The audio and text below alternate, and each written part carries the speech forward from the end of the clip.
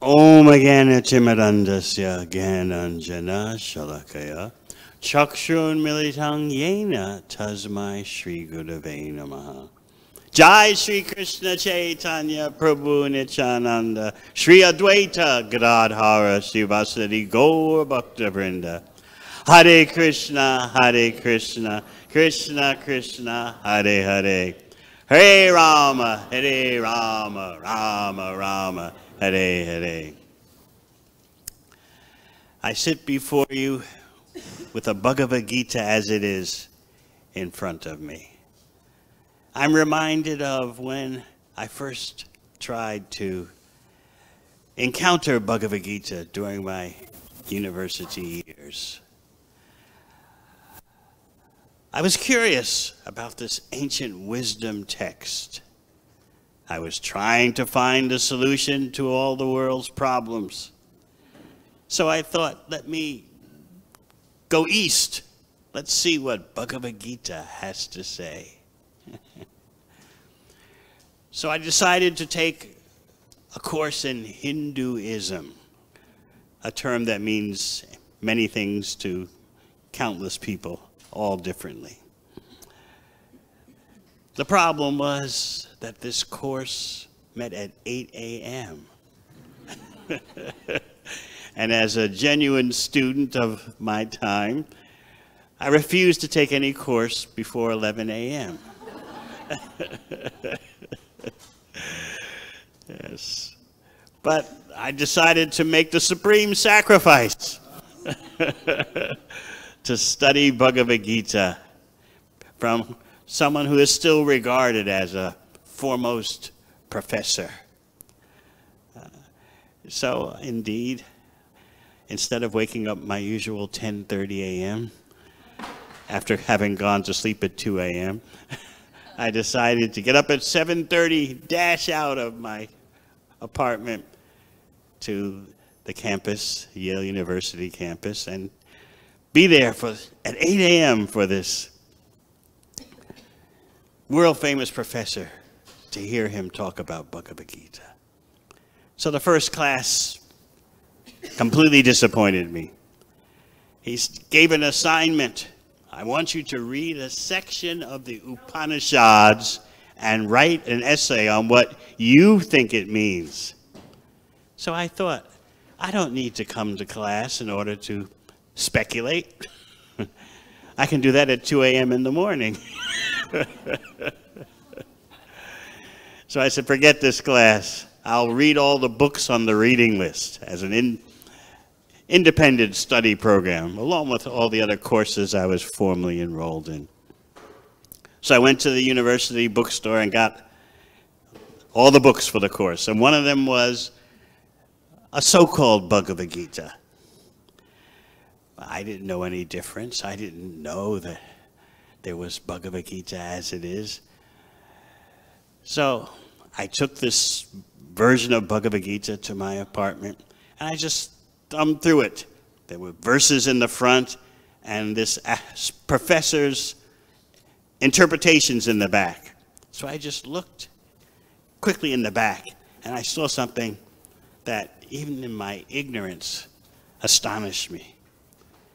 He had written, Krishna is a concept meant to satisfy both the intellectuals and the sentimentalists. So something in my heart said, trash this book.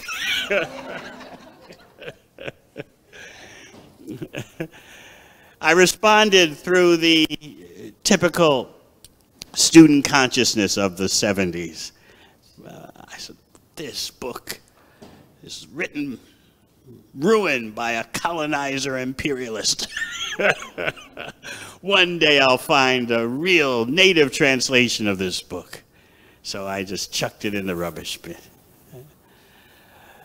Shortly thereafter, I came upon Bhagavad Gita as it is. And that's when life really began. So, of course, I can never pay my debt to Srila Prabhupada, who pointed out so dramatically that Bhagavad Gita is not a treatise meant for the mental speculators, the metaphysical speculators. Actually, I don't know how many of you know this, but Bhagavad Gita is meant for the chief executives, who are all expected to be yogis, masters of their mind and senses, situated beyond the grip of the illusory energy. Where do you find political leaders like that today?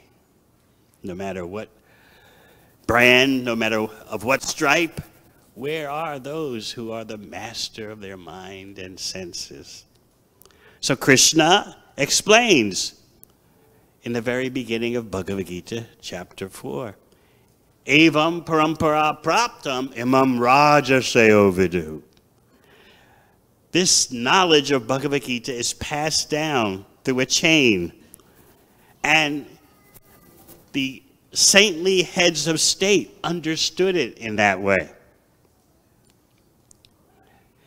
Now you may recall, those of you who have read Bhagavad Gita, that in chapter 1, Krishna begins dealing with Arjuna, and that escalates in chapter 2, where Krishna says, you don't know what you're talking about. You're supposed to be a member of the advanced sector of society, and you're talking so unintelligently.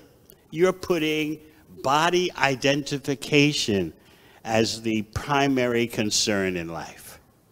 So much so that you're neglecting your material duty and you're neglecting your spiritual duty. Bhakti yogis understand that Arjuna was putting forward his bodily affairs ahead of his relationship with Krishna on the spiritual platform.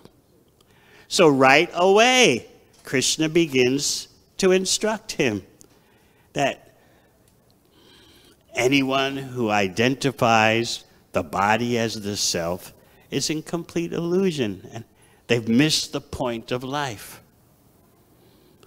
I often point out, you can go to so many temples, churches, mosques, synagogues, and where do you hear, as soon as you walk in the door, you're not the body? This is Srila Prabhupada's great contribution, one of unlimited contributions, that he put everything right on the table in front of you. So Krishna explains that the chief executives of society, they're supposed to know this. Otherwise, how can they protect the people? Now you might think, and indeed you're right, that protecting the people means so there's no danger from criminal elements. Yes, a genuine leader, as described in the Bhakti Yoga texts, in Bhagavad Gita, Srimad Bhagavatam, has that portfolio to make sure that nefarious elements do not upset society. But protection, as defined in Bhagavad Gita and Srimad Bhagavatam, goes much deeper than just curbing down the bad elements. It involves protecting the people from lust and greed. Now, how many of you would think to approach whatever political candidate has fascinated your temporary attention? How many of you would think to ask, can you protect me from lust and greed? People would think, in fact, you're my political leader, you should help me lust more and be more greedy. People cannot understand what is the real enemy. What is the real criminal at work?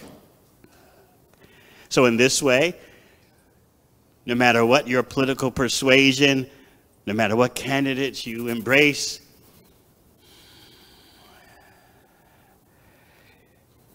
you're basically subjecting yourself to illusion. Because as long as we think the body is the self and allow ourselves to be manipulated in that way, there can be no peace, there can be no satisfaction. So Krishna, right from the very beginning of Bhagavad Gita, although Bhagavad Gita is spoken on a battlefield, Krishna is giving the greatest peace formula. Understand, you're not your bodily designations. This is shocking for many people today. We think we're so progressive. We think we've made such advancement.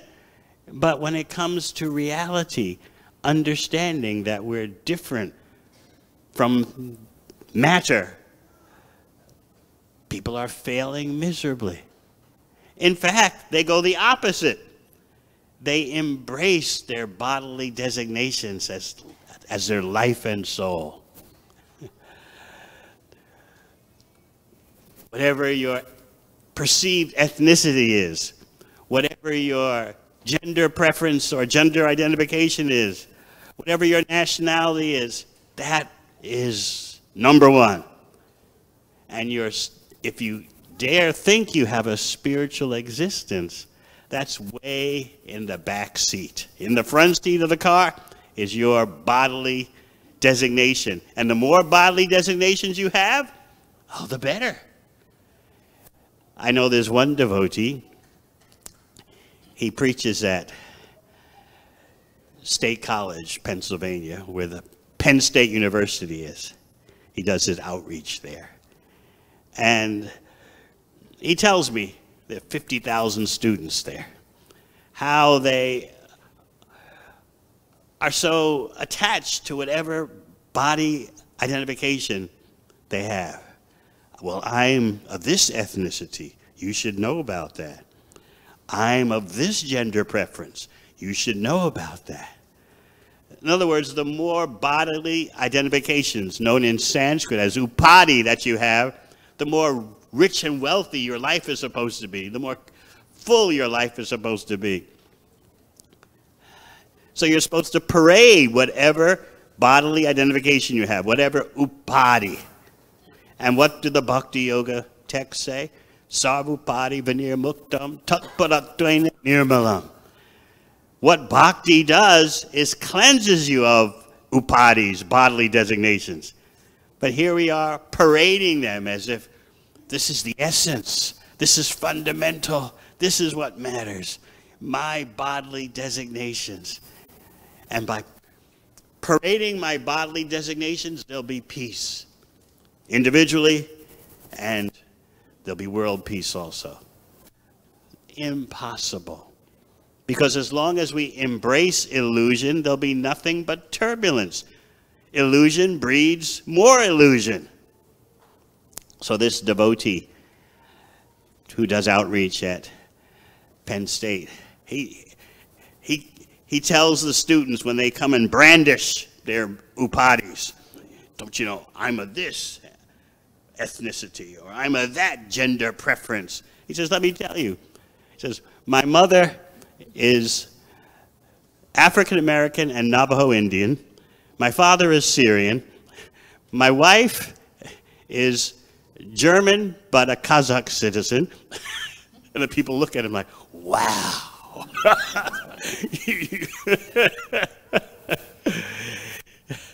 He surpassed them all in terms of how many labels you can affix to yourself. So Bhagavad Gita will teach you that the chief executives, the heads of state, are supposed to protect people from illusion. And illusion is most grossly present as lust and greed. I like what Srila Prabhupada explained about economic growth. And it's very deep if you would dare to think about it.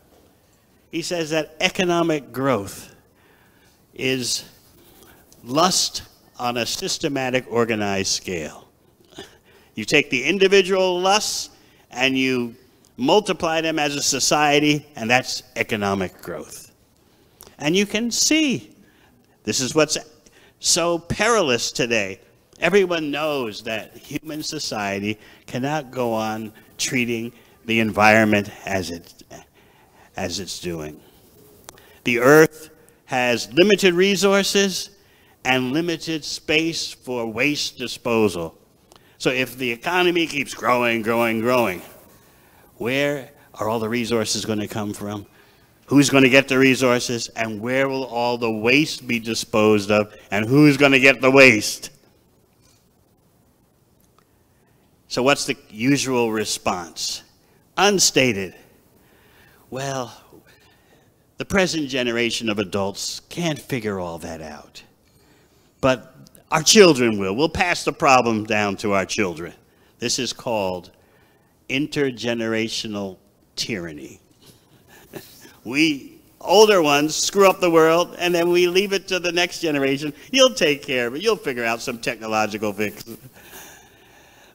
What is the technological fix to excessive lust and greed?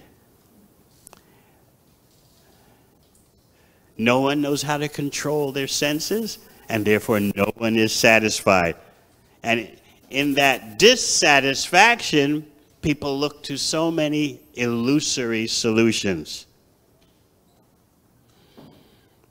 When we turn to the 5th canto, we find the history of Maharaj Gaya.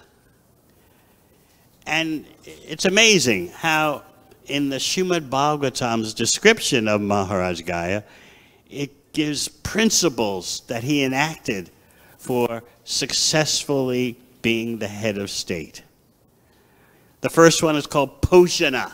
It's amazing that there's Sanskrit terminology for all the elements demonstrated by a real head of state. Poshana means protecting. He protects the people from criminal elements. He protects them from hunger. He protects them from any kind of material instability. That's Poshana. And then Prinana. He knows how to gather the citizens and give them gifts.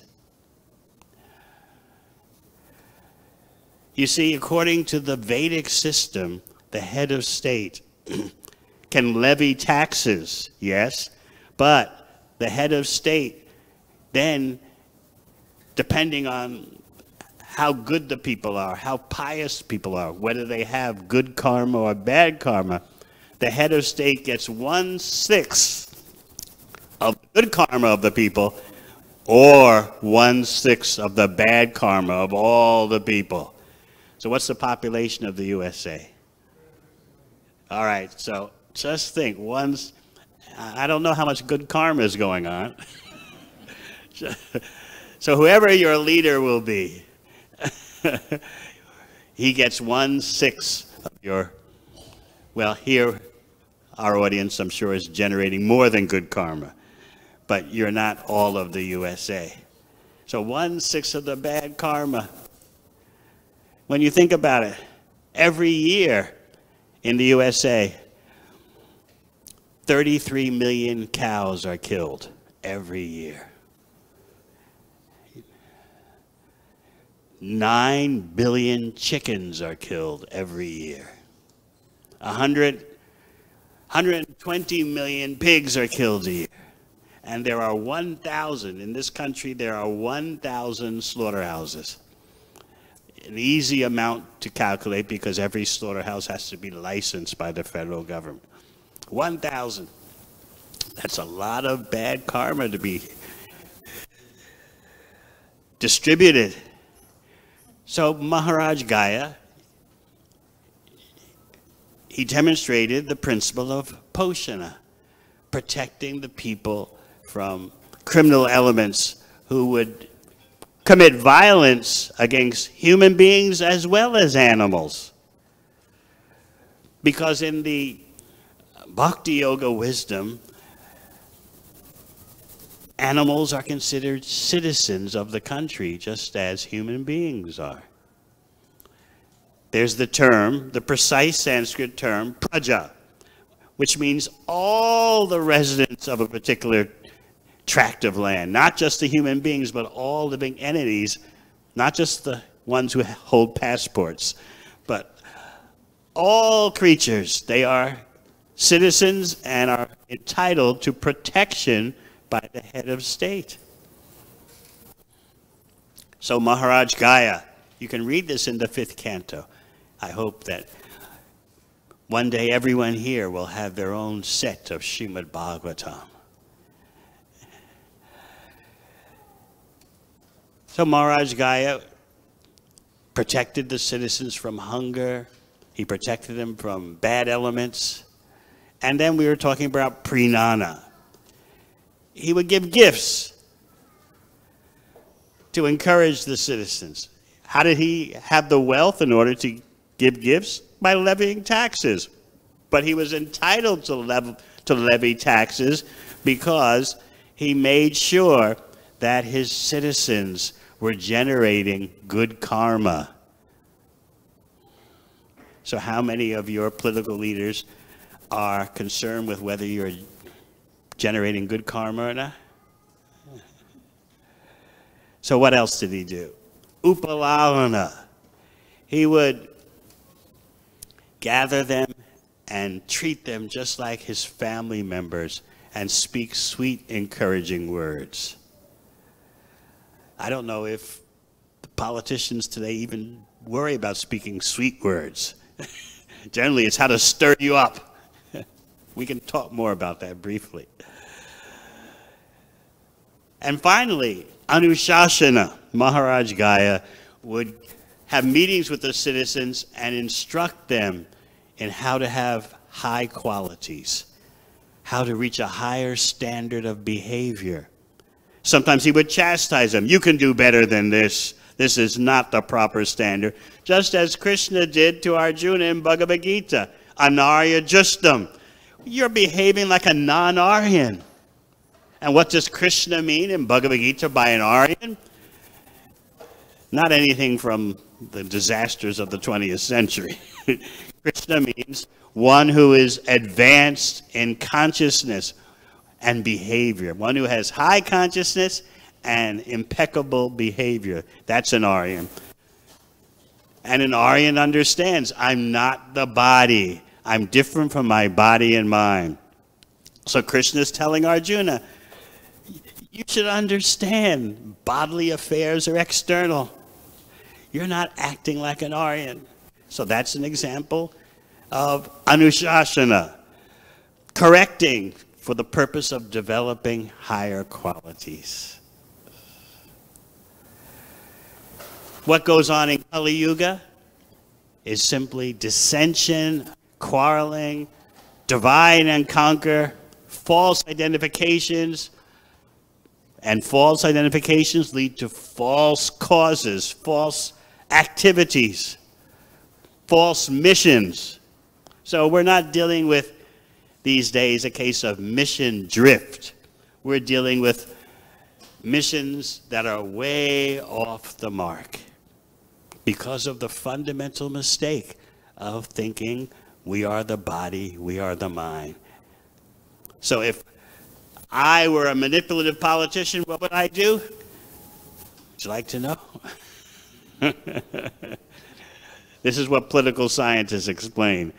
It's summed up in the Bhakti Yoga wisdom as Maya. But how does the Maya manifest? First thing is, I've got to get you to be angry.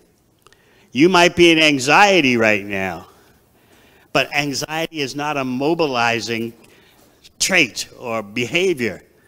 Anxiety just, you're just wondering, what's happening today?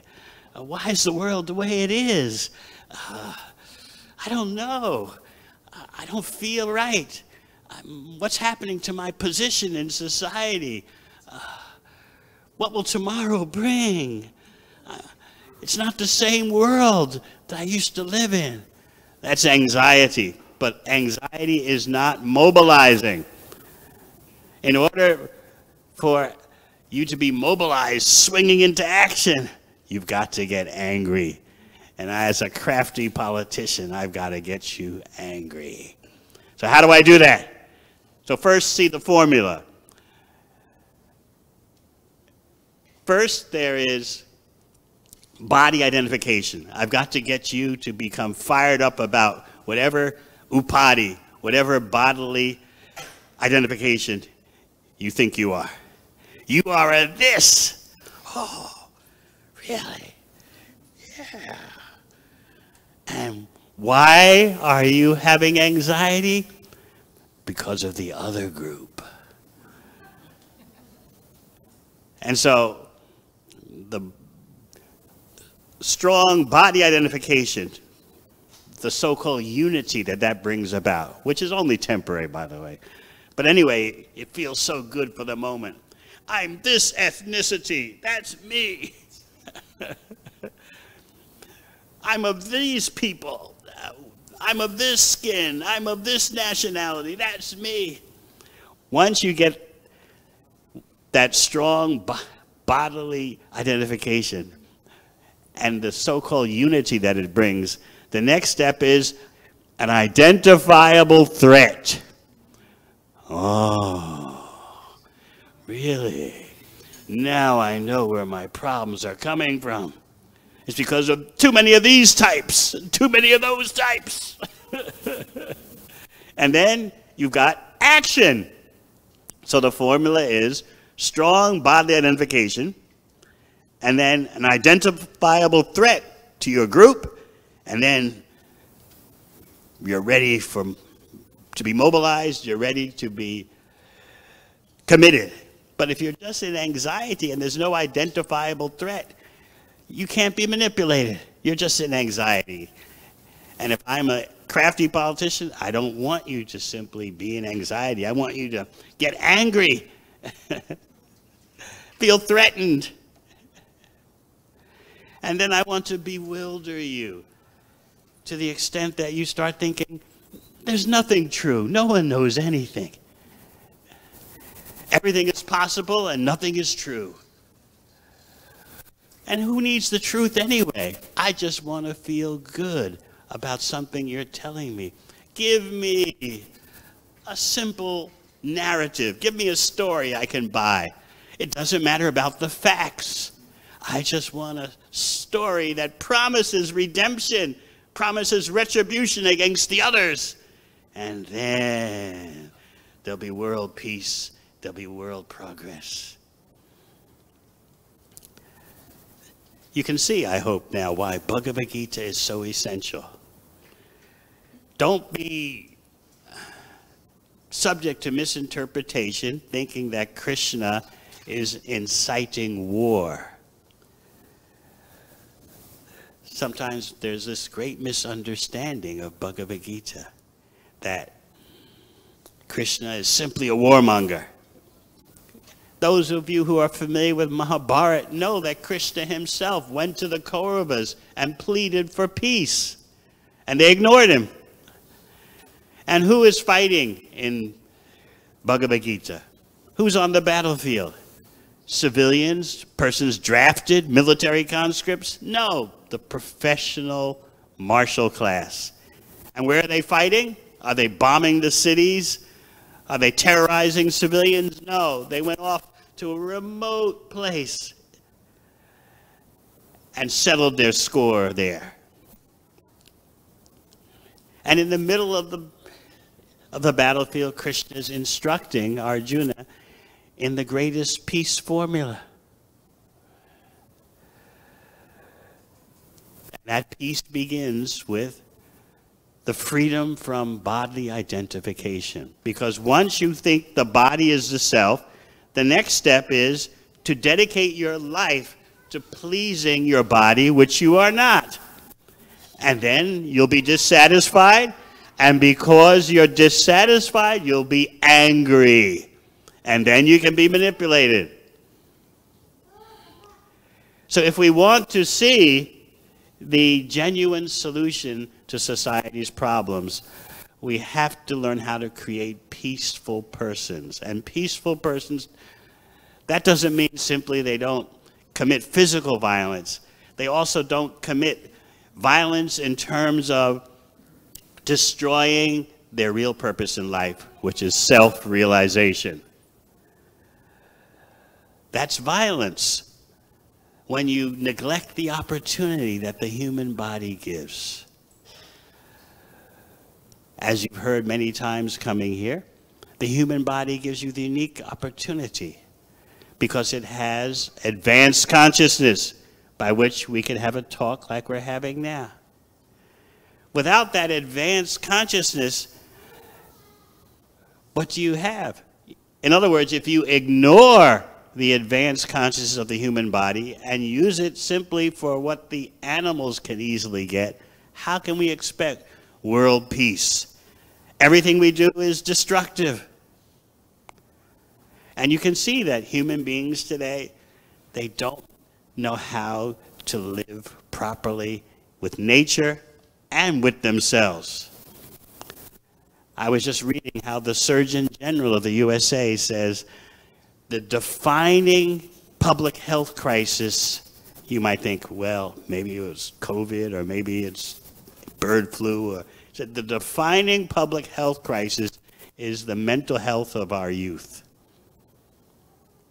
They're drowning in anxiety disorders and depression. So an intelligent person starts to wonder, where's all this coming from? Why all this disturbance? Krishna gets right to the root of it in Bhagavad Gita. You're thinking you're something you're not. So by Krishna chastising Arjuna, Krishna is actually instructing us. By Krishna's aiming his instructions at Arjuna, like a bowman aims an arrow, Krishna is instructing all people in all times and all places. So if we want to be free from manipulation, we have to become free from bodily misidentification. We are the non-material self, spirit soul, part of Krishna, the Supreme Soul. There may be different dresses, different costumes, but spiritually everyone is the same. Until that basic understanding of enlightenment, of self-realization is there, how can we expect any progress and peace? And therefore, people will continue to be easily manipulated. They don't know what the solution is, but they are susceptible. They leave themselves wide open for phony solutions because their understanding of who they are is phony. And so they're easily stirred up with just the most ridiculous tales. It goes on all over the world. We're not just talking about here. We're talking about the whole globe. People are susceptible to the most fantastic stories. But it sounds good. Because in your anxiety, in your distress, you're looking for a simple narrative that promises you with redemption. Okay, now I understand. And retribution. Aha! Those are the ones who should be exterminated. This goes on century after century. So what is the solution? I hope by now you can understand the necessity of the Krishna Consciousness Society, the necessity of what Srila Prabhupada has done. It may take you a while to see that. You may think, well, I'm just coming here to this New Dwarka temple for religious reasons, or I'm coming because I'm interested in yoga, meditation. All that is well and good. But actually, the deeper you get, the deeper you delve into this wisdom of Bhagavad Gita, you'll find the true solution to all the world's problems. So once you can see that based on bodily illusion, nothing can follow except more illusion, then you understand there's no real human progress. It's a phantasmagoria. If I think I am something I'm not, everything I do is going to be faulty. I won't be satisfied. And because I'm not satisfied, I'll be angry. And when I'm angry, I can easily be manipulated. How to become free as the spirit soul. That is what Krishna is offering in Bhagavad Gita. How to become free from happiness and distress, free from the miseries of the body and mind. Now sometimes, and this will be my last point for today, sometimes people say that Bhagavad Gita just offers the ultimate solution. It's just too big a step for us. The ultimate solution, you should know, means the ultimate counteraction. How to counteract all the problems of life. But we say, oh, that's just too much. Becoming Krishna's devotee, always think of Krishna, become Krishna's devotee, too much. But then think about it. Every day you're simply dealing with, well, mostly you're dealing with counteraction. If it's too hot, you turn on the air conditioner. Too cold, you turn on the heater. You put on a sweater, you take off the sweater. This is all counteraction. Now if I say, how about the ultimate counteraction? Oh, not too much. This is how deluded we are. So where are the leaders who can point out what the real enemy is? The uncontrolled mind. Just as Prahlad Maharaj, the famous Bhakta, told his demoniac father, there is no other enemy in this world except the uncontrolled mind and senses. So if you want to be an agent for real peace, and you want to be outside the grip of being manipulated, then you take Krishna's instructions in Bhagavad Gita very seriously, apply them in your life, and you'll be free from illusion. Otherwise, we're victimized by lusts and greeds and people who inflame that, of whatever political party, even religious leaders, so-called religious leaders do the same thing. Who understands the basics? Who is teaching the fundamentals? This is why the distribution of Bhagavad Gita and the study of Bhagavad Gita is so essential. Thank you very much. Hare Krishna.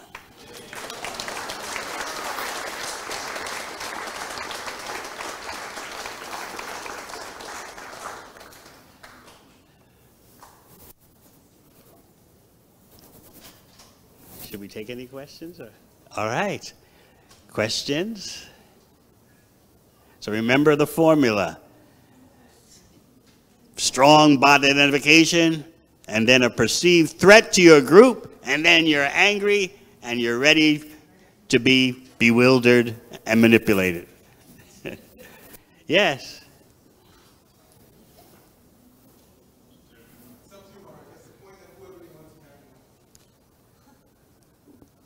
And who has their hands up?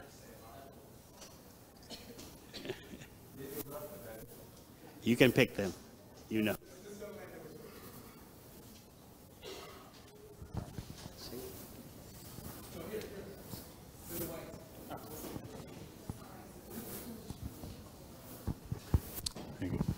Hare Krishna Maharaj, thank you for an enlivening class, as always.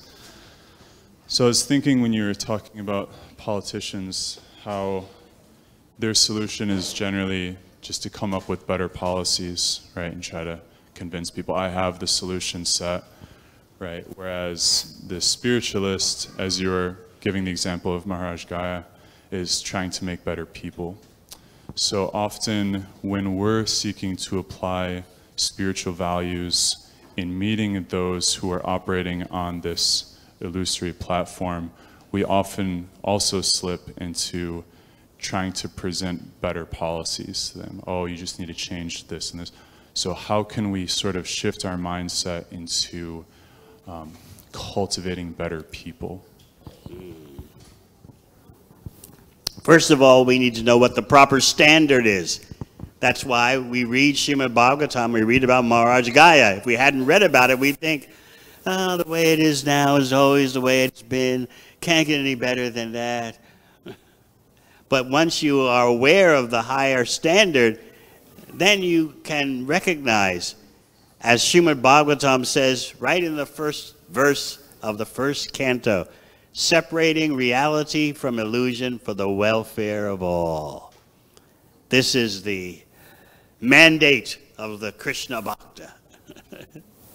Politicians like to talk about mandates. I've got a mandate from the people. Well, Bhagavatam gives you the real mandate. You have the human form of life, you must become Krishna conscious. Separating reality from illusion for the welfare of all. That's the first verse of Srimad Bhagavatam. And what is Krishna doing, as we tried to point out in the very beginning of Bhagavad Gita? Krishna is pointing out the fundamental error upon which all the other errors are built. So if you understand Bhagavad Gita, you won't be manipulated. You won't waste your life with external so-called solutions, which, as Prahlad Maharaj points out in the 7th canto of Bhagavatam, the so-called solutions are often worse than the problem they're meant to solve. So let's use our energies to get to the core problem. There may be this good idea, that good idea on the relative plane, but unless you get to the root of the problem, what's solved today again becomes a problem tomorrow. Or you're transferring, as Srila Prabhupada would often explain, you're transferring the burden from the right shoulder to the left shoulder. Progress. Well, what about taking away your burden completely? Too much. Anything else? Hare Krishna Maharaj. Hare Krishna.